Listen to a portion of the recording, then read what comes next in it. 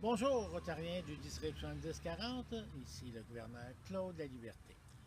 Ça m'a pris quelques semaines avant de pouvoir vous revenir au sujet de notre boursière ambassadoriale parce que il faut savoir que même si le district s'est trouvé une candidate de qualité, il faut la faire approuver par la Fondation Rotary. C'est maintenant chose faite. Un des grands plaisirs d'être gouverneur, c'est d'avoir l'occasion de rencontrer des personnes qui sont d'une qualité exceptionnelle, et c'est le cas de la personne que je vous présente aujourd'hui. C'est une jeune fille extrêmement brillante, une jeune fille qui a déjà une très bonne idée de ce qu'elle veut faire de sa carrière, et elle se rendra à Cambridge, à l'université de Cambridge, en Angleterre, afin de poursuivre ses études en maîtrise. Alors, sans tarder, je vous présente Mademoiselle Natalie Kauf. Hello, Rotarians from District 704. Here's DG Claude, and today we are really privileged because we're receiving a real smart lady. Her name is Natalie Kauf, and she's the young student that was awarded our Global Grand Scholarship for this year to be able to go study at the Cambridge University in England. So welcome, Natalie. Thank you. Okay. So what this scholarship will change in your life? This scholarship will give me the opportunity to go and study at the University of Cambridge, which is an incredible chance to go and study with some of the world's best scholars, and also to be able to pursue further education at a higher level, and to really get myself up to the quota of having a master's degree in international development. Okay. And at what level exactly you will be studying? I think you're getting a master. Yeah, I'm getting a master's in international development studies. Okay. So it's called, the title of it is MPhil Development Studies, and it's a one-year program. Okay. So, and most of us don't understand what it is, but we appreciate it anyway. Thank you. No, I know that in the sphere where you'll be studying, it's something that there's not that many people in the world that do that. So it's probably very few people feel. Yeah, development studies is fairly new as a field, and it combines a lot of different, it's very broad fields, talking about questions of inequality and injustices and the systems that go along with them. And it's interdisciplinary, which means that it combines perspectives from anthropology, politics, economics, environmental studies, geography. Okay, that probably means you're also a person that is very curious to be interested about all those different fields. Absolutely, yeah. I think that my curiosity was kind of piqued when I worked with immigrant services for a while, and then I had the chance to go do an exchange in Quebec for 6 weeks when I was 16, and then for a few months in Spain when I was 18, and then when I was 21, I got to go and spend a year in China and a summer in India. Ah, great. I must tell our Rotarian that are listening that Natalie not only speak English, you also speak French, you also speak Chinese, you speak, I believe, Spanish too.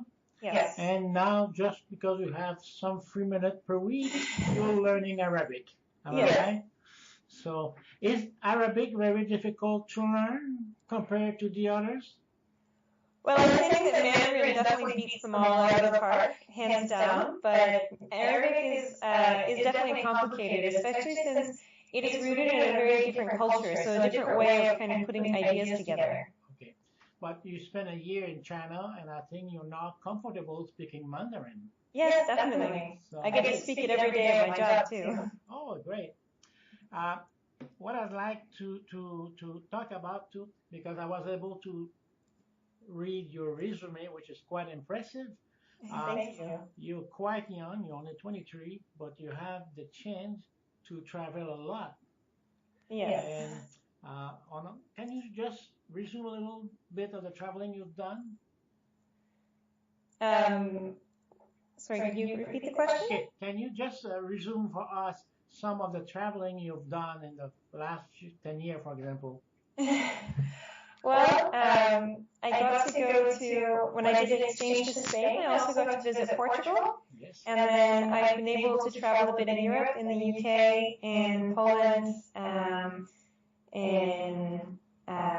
where else have I been? Turkey, also India, Nepal, Thailand, Malaysia, Hungary, and obviously I traveled quite a bit in China as well.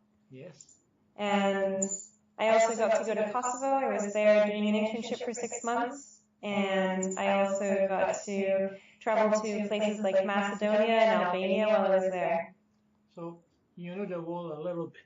Yeah. You did mention Kosovo, and I know that you worked there for a while with the United Nations, I think. Yes, I did. Okay, and I think that going to Cambridge this next year will also give you the opportunity to work again with the United Nations about Kosovo. Can you tell us about that, please? Yeah, so I was in Kosovo for 6 months. I was there working, doing an internship with the United Nations. And Cambridge actually has a program where they have a partnership with the United Nations Development Program in Kosovo. And next year I'm going to have a bit of an opportunity to engage further with them, which is really unique that they have this partnership between the university and the UN in Kosovo. Okay. Tell me a little more about the work you did when you were in Kosovo. In Kosovo, my main projects that I was working on were social protection. So that's kind of more about how to include minorities or marginalized people into the labor force and into social services. I did a lot of research and reporting on that and where Kosovo is and where it can be in the future. And I also did a lot of work on a project that was participatory research and design for youth in Kosovo, where we went to several different minority areas as well, and I got to have participatory work done on where they see the problems and the solutions in the future. Okay, so it will be, as you had explained to us when we did the interview, so the chance, if you were getting the scholarship, the chance to be reacquainted with Kosovo and work again with those people, because the feeling I had when I was listening to you, you were quite impressed, and it was something that was dear to your heart.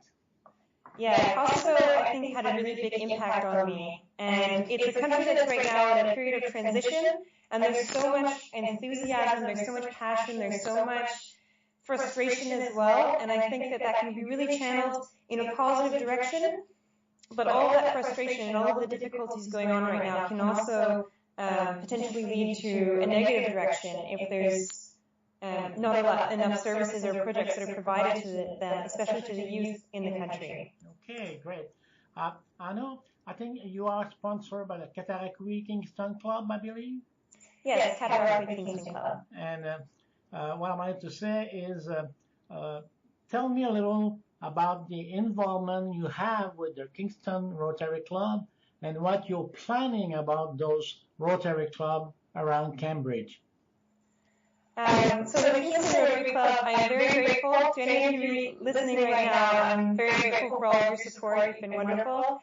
And I'm planning to go and be more involved with the Kingston Cataraqui Rotary Club. I'm especially interested in the work they're doing with refugees in Kingston, which I've also started volunteering with. And for the Cambridge Rotary Club, I haven't met them yet, but I'm very excited to meet with them, and I know that they do a lot of community service involvement. And I'm very excited to go and kind of be involved with them and potentially to have them be involved in some projects in Kosovo if they're interested in doing something like that.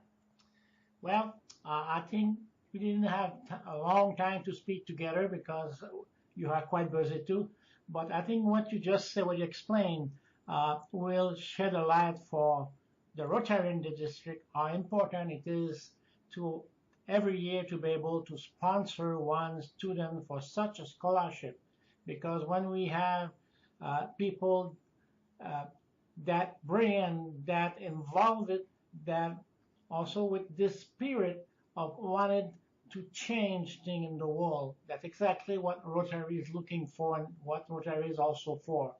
I'd like to thank you for the few minutes you gave us, and it wasn't easy that we were able to connect, but it finally did work.